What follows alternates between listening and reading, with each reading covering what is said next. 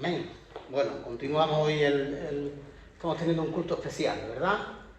Bueno, lo primero de ese desayuno después de 1 año y medio de pandemia, hemos podido disfrutar de la comunión los unos con los otros y que hemos podido disfrutar del Salón de la Libertad, ¿verdad? Que es bueno cuando como cuerpo nos respetamos los unos a los otros y todos buscamos la edificación del cuerpo y la edificación de los hermanos y la edificación de uno mismo.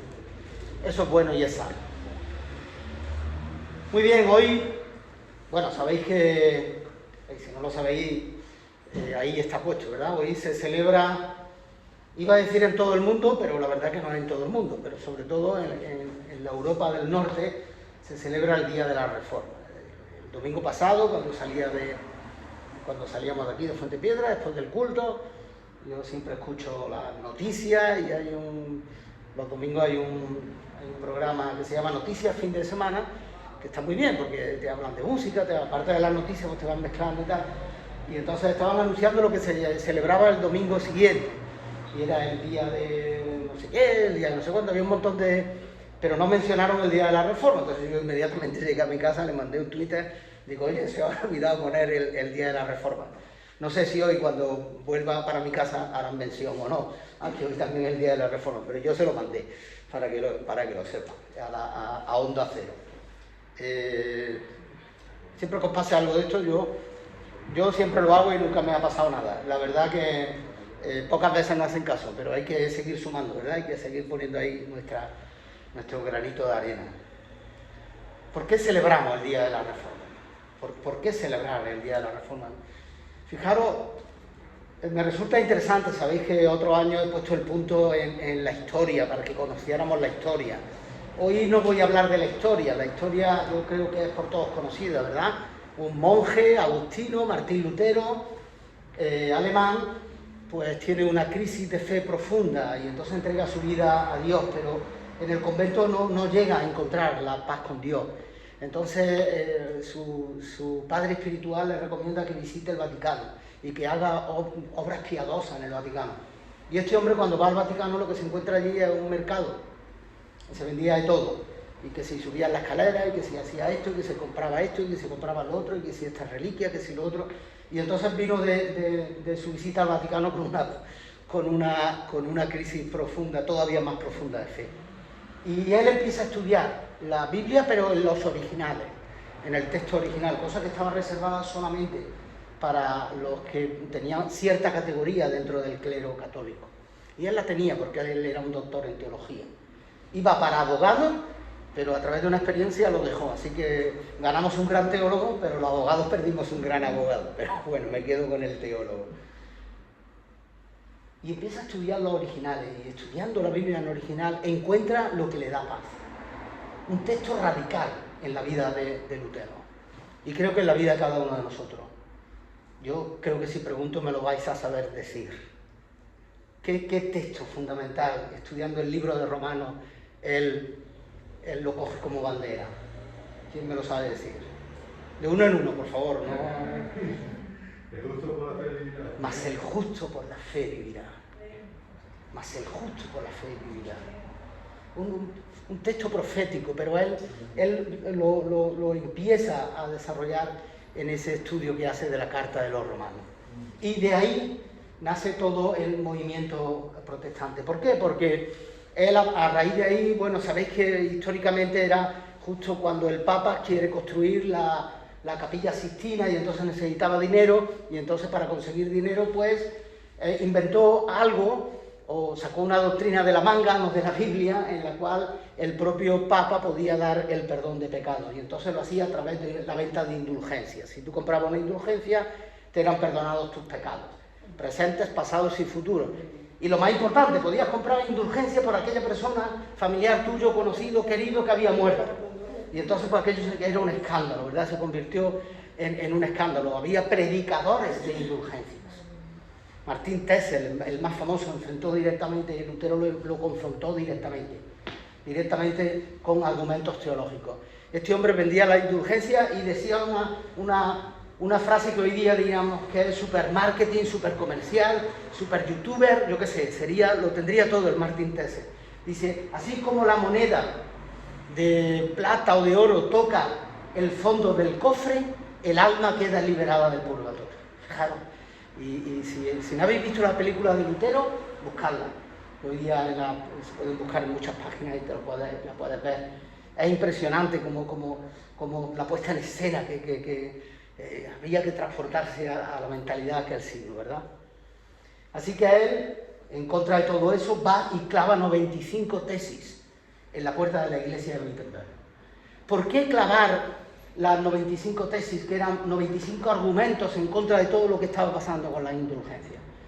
Sencillamente porque en la puerta de la iglesia era donde se publicaban las cosas importantes. Y entonces, como aquella ciudad tenía una escuela de teología, cuando algún teólogo quería discutir algo, iba y lo ponía allí para que todo el mundo lo pudiera ver. Y a partir de ahí nace el movimiento de la Reforma. Lutero se tiene que enfrentar al Papa, se tiene que enfrentar al emperador, termina siendo perseguido, declarado hereje, condenado sus libros a ser quemados. Él es la primera persona, sabemos, que apeló a la conciencia con un derecho individual. Cuando le dijeron, retráctate de los libros, y él, de lo que has escrito en tus libros, y él dijo, ni quiero ni puedo, porque mi conciencia está cautiva de la palabra de Dios. ¿Qué impacto? Un hombre del siglo XVI, y ya tenía el concepto de un derecho individual que aún hoy estamos peleando por él algunos, ¿verdad? El derecho a la conciencia, a tu libertad de conciencia, a tu libertad religiosa. Y él lo mantuvo delante de los dos poderes que eran absolutos en aquel momento, el papado y el imperio. Y se mantuvo firme. Y su vida corría peligro, a pesar de que políticamente le dieron un salvoconducto, a su vez políticamente ya habían decretado también su muerte. Así que el propio príncipe que lo estaba protegiendo va y lo secuestra sin que él lo sepa. Un secuestro preparado para salvar su vida, aunque él temió que en ese momento iba a morir. Y lo encierran en un castillo, y en aquel castillo traduce por primera vez la Biblia al alemán. Y nace el movimiento de que el pueblo pudiera conocer la Escritura en su propia lengua vernácula, en su propio idioma. Estaba vetado. Solamente podían leer la Sagrada Escritura las personas que sabían latín. Y aún sabiendo latín, solamente aquellos que tenían determinadas clases sociales. El pueblo ya no lo tenía prohibido. Y Lutero traduce la Biblia desde los textos originales al alemán para ofrecérselo al pueblo. Y ahí nace ese movimiento de reformar la iglesia. 5 principios, los tenéis ahí puestos. Fueron los que hicieron que Lutero pudiera llevar, Lutero y otros más. Siempre hablamos de Lutero, pero hablar de la Reforma nos daría para tirarnos aquí un sábado y un domingo entero, para hacer un breve resumen de la Reforma. Y muchos más, pero nos situamos en Martín Lutero como la persona más relevante. 5 principios, los tenéis ahí puestos. Aunque a mí el orden en la predicación hoy me gusta alterarlo un poco a como viene ahí. Sola gracia, sola fe, solo Cristo, sola Escritura, solo a Dios la gloria. Estos principios revolucionaron el mundo. Sola gracia. La salvación es un regalo de Dios. Yo hoy voy a predicar cortito y en mensaje, para que se pueda quedar mucho más este día de la Reforma en cada uno de nosotros. La salvación es un regalo de Dios. No depende de ti. Tú no la puedes ganar. Tú no tienes que hacer nada para ganarla. Ese era el mensaje que se estaba dando desde el papado. Tenías que hacer buenas obras, tenías que dar dinero, tenías que comprar, tenías que ir al Vaticano, tenías que ir a Santiago de Compostela, tenías que ir No. Solo la gracia de Dios puede salvar tu vida. Y además es gratis. Solo una condición. Se consigue a través de la fe. Es solo por fe. Es solo por fe, y lo dice la Biblia, lo dicen muchos autores. Es solo por fe. ¿Por qué? Para que nadie se pueda gloriar en su propia obra. Sino aquel que es mejor, que es lo que estaba pasando, aquel que hacía más, ganaba antes la salvación, y los que no, se tenían que ir al purgatorio. Y si no, tenía que llegar un familiar tuyo, comprar una indulgencia y echarla en el cofre. Y entonces, en cuanto la moneda tocaba el fondo, pues, el alma era liberada del purgatorio. Y Lutero dice, no, es por gracia y a través de la fe. Y oye, La fe viene por el oír. Y el oír de la palabra de Dios. Y la fe, no te olvides, es un don. El Espíritu Santo reparte el don de fe. Los propios discípulos le llegaron a decir a Jesús: Maestro, aumentanos la fe. Y acababan de ver de resucitar a Lázaro. Acababan de ver de multiplicar los panes. Acababan de ver de sanar leprosos y ciegos. Y aún así necesitaban aumentar la fe. Imagínate tú y yo cuánto necesitamos pedir eso en esta mañana. Señor, aumenta mi fe. Aumenta mi fe. Solo a través de la obra de Cristo. Es Cristo el que ha muerto en la cruz del Calvario. Ha derramado una sangre que era pura para cubrir toda la impureza de nuestro pecado. Sola gracia, solo fe, solo Cristo. Está todo encadenado, está todo unido. No me puedes quitar una cosa y ponerme otra. Es todo un conjunto. Es Dios revelando a través de su Hijo su proceso para que la humanidad quedara libre de pecado. ¿Qué nos recuerda el apóstol Pablo de los profetas? Por cuanto todos pecamos y estamos destituidos de la gloria de Dios. Grábate esto también en tu mente hoy. Tú estabas destituido de la gloria de Dios. Tiene que ser Cristo el que, como Pablo nos anuncia en Efesios, el que coge el acta de los decretos que había contra nosotros y la clava en la cruz del Calvario. De manera que la sangre de Cristo borra todo lo que estaba escrito en ese decreto. Así que el acusador ya no tiene nada contra ti. No puede contra ti el acusador.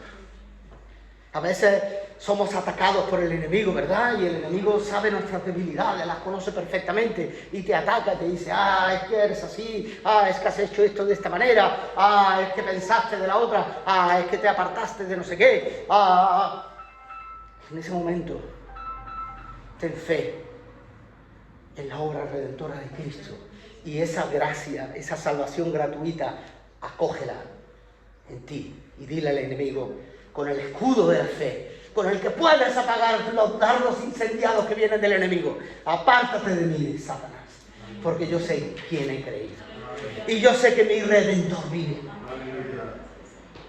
¿Y qué dice la palabra? Que huirá de nosotros. Pero ojo, el diablo está como un león rugiente alrededor buscando a quién va a devorar. ¿Y sabe a quién va a devorar? Lo he explicado miles de veces. Aquel que está fuera de la manada. Aquel que está solo, que va por libre, que no tiene un cuerpo donde poderse sostener en oración y en comunión con sus hermanos.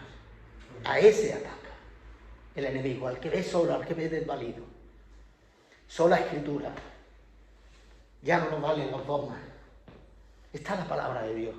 Cómo me gusta cuando alguien comienza a buscar del Señor y empieza a buscar respuestas.